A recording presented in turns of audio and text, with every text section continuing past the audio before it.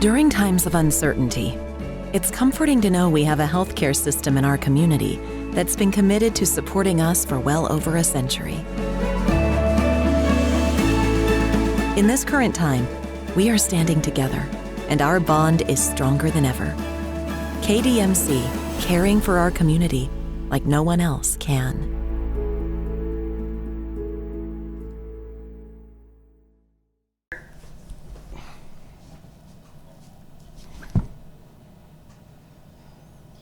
Hey, John, you talked a lot about mental health and concerns. I'm curious what you think this can do for the team just finally winning one. What was the locker room like?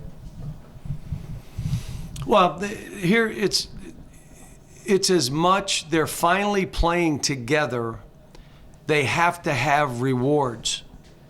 We've been making strides for 3 weeks, but you got to have a reward at the end.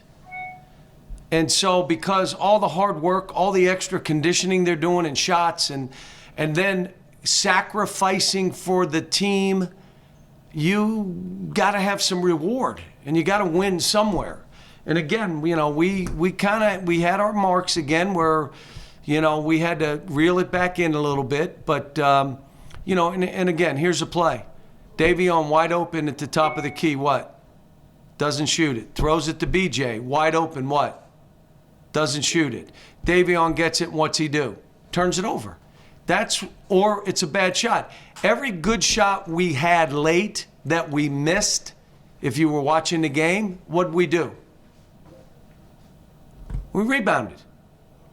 I mean, but you can't rebound a bad shot or a turnover. And I just keep, you know, harping on it. And then the great news, Davion came back and made that three at the top. That's a big play for this team. And it's a big play for Davion. I mean, BJ's playing so much better. You know why? He's playing for his team. All the stuff you saw early on, which was like an AAU game, you're not seeing it now. Now he's playing for his teammates. And again, a couple rebounds. He and Jacob both, and even Keon, a couple rebounds we needed to get. But, you know, overall, 15 assists and 13 turnovers. We're getting closer. Last game, 11. I'd like it to be 10 to 12, but, you know, the press, the throw-ins, and some of that got us. Jerry Tipton. Yes, John, I was going to ask you about Davion's shot and whether that's one of the daggers you've been looking for. But I also wanted to ask you about keeping Sharif Cooper off the foul line. He didn't shoot a free throw the whole game. How big was that? No, it was big, and again, we gave him space. He hit a couple threes, but you got to live with that. And he hit one because we didn't play it right. We went under a pick and roll, and when he gets a clean look that way, he makes it. But he's a terrific player. He creates opportunities. He creates free throws. He creates shots, and he gets to the rim. So he makes them go. John HALE. Cal, you talked so much about playing through the post. How much was that first 4 minutes of the second half when you played through Olivier and you got open shots on the perimeter for other guys? How close is that to what you envisioned? Well, did you see a little? There are two things that we tweaked offensively. We did some stuff we haven't done before. Did you guys see it? Slacks, don't laugh. You don't have to laugh at them. So we did some things post-wise and pick and roll-wise that was different. And the greatest thing about this team is they respond, they listen, they're smart. And so we're still tweaking how we're playing, but we're playing through post if we can. And now we did some things that if you try to front us, we'll do something different. Here's how we'll play it. But like I said, I respect this group. I respect them because of what they've gone through. The Kentucky experience, coming in the summer and the fall and really getting training and weight training and team building and all that we do. Our fans, 24,000 deep, giving us to the finish line of games, which they've done over my 12 years here like I can't begin to tell you. And even more so when we go on the road and half the building is Kentucky fans. Or we go to the league tournament and there's 19,000 fans, 17,000 are our fans. They're raving fans and things are positive. It's unbelievable. Well, the raving part, when it's not going so good, they're still raving. So we're only hearing that side or feeling that as for these kids who are 18, 19, and 20. They're not me as an adult, like I'm the worst coach ever. I could never coach. Okay, that's fine. I agree with you. Can we move on? That's my answer to it. I'll agree with you what you're saying about me. I'm the worst ever. I agree. Can we move on now? Well, these kids are 18, 19, and 20. And I told them for what we've done, the breaks we've had go against us, and you still fight, and you still do extra work, and you still condition. I respect these guys. Al Tucker.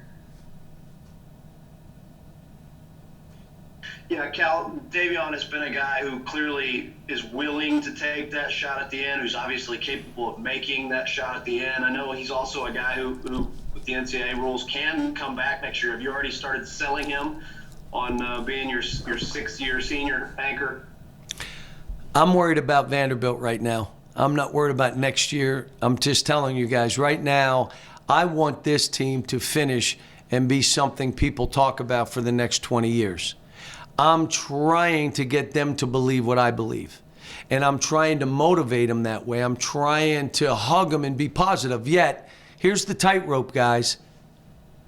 You got to hold them accountable. If you're working on stuff and they just try to do their own thing, it is not acceptable. If you're getting beat to every ball, we're holding guys accountable. But by holding them accountable to be a team, to be tough, to come up with balls, we're working on it every day so they can carry over and do it in the game. But again, I'm looking at this group, all of them, and just telling them, man, there's no team in the country that's ever gone through what we're just going through. Now, you could say, wait a minute, other teams are going through this. Not at Kentucky. Not at Kentucky. And you know what? My hope now is these kids get it and we can look back. But I'll tell you, we got another tough game and another tough game and another tough game. There's no easy games. And we just got to worry about us getting better. If we continue to grow and come together as a team and limit these turnovers, so because we're not trying to be heroes, we're trying to play basketball as a team and keep defending and blocking shots and rebounding, winning will take care of itself. You play four ranked teams and an NCAA tournament team back. I remember 2 years ago we did the same, or 3 years ago, and we lost 4 in a row. We lost 4 in a row because of who we played and where we played them. And then by the end of the year, you know what? We had our chance. Cal, circling back on Davion, if you are keeping it focused on this year, how significant is it just for this year then to find a guy who will and can make that shot at the end? Well, that's big for us. You still remember the Vanderbilt game. We did a little hammer screen on the weak side, and he knocks it down and ended the game. The one he made today, those are daggers. It takes a unique guy, and I'm going to tell you why. They can't be afraid to miss the shot. I'm not afraid to miss this. That's the one that'll make it. If the guy's eyes are like this and his mouth's moving, he's probably afraid he's going to miss the shot. All right, now that guy ain't making it. Oh, was it so close? Yeah, but the dude that's not afraid to miss, I'll deal with the miss, but I'm shooting this, and this is a dagger. Proud of him. All right, 2 more. We'll do John Clay, 3 more. Michael Bennett, and then Daryl. That'll be it. Go, John.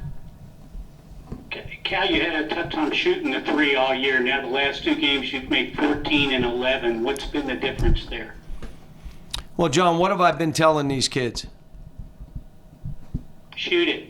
If they go over 10, that's on you, not them.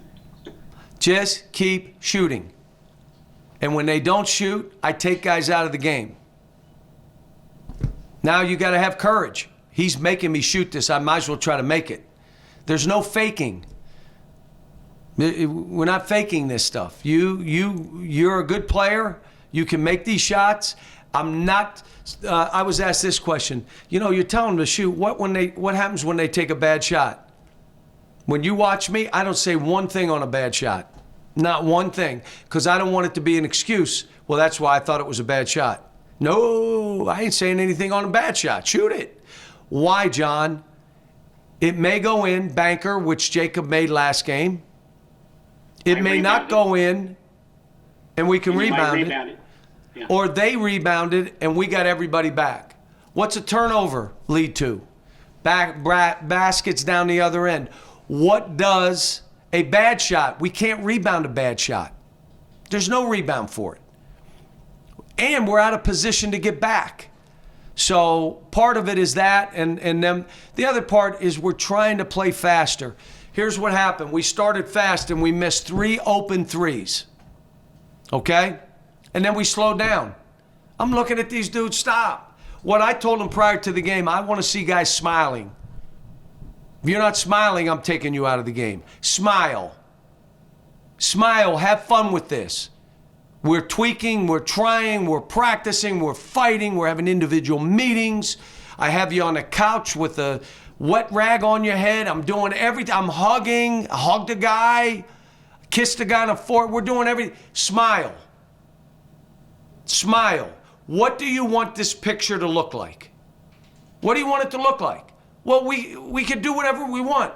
We're good enough to play with anybody in this league, and we're good enough to get beat by anybody in this league. Michael Bennett. John, I'm with you. I completely respect this team a lot. They're 6-13, yet they continue to fight. And of course, you got a lot of games where you've lost with within one possession, and they could have easily have given up. What are you saying during practice, before the games, halftime, to keep them fighting the way that they are? Well, one of the things, like I told him before this game, you got to look at this game as though we won the last play. That block was a jump ball, and we won the game. How would you be feeling about this game now?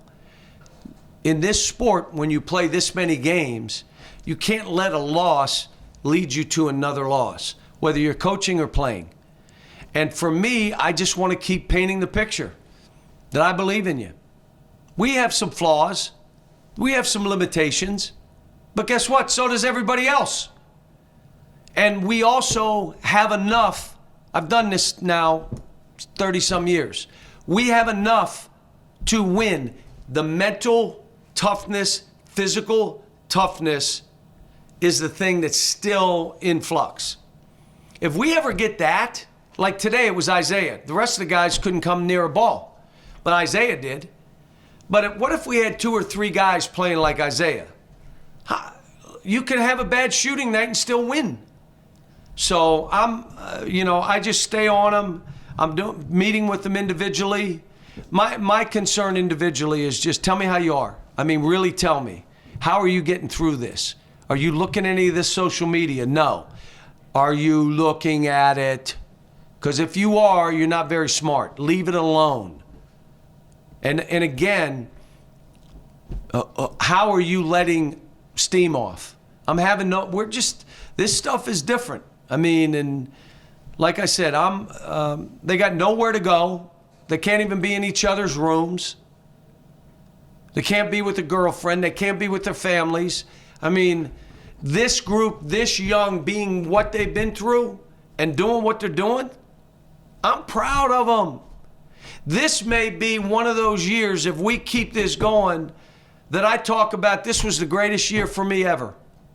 Yeah, now say it, you're the worst coach ever. I agree with you. Can we move on now? You don't know how to play and coach play. You're right. I agree with you. Let's move on. All I can tell you is this team's fighting for the university, for the state, for the athletic department. They haven't given up one bit, and neither has our staff. Thanks.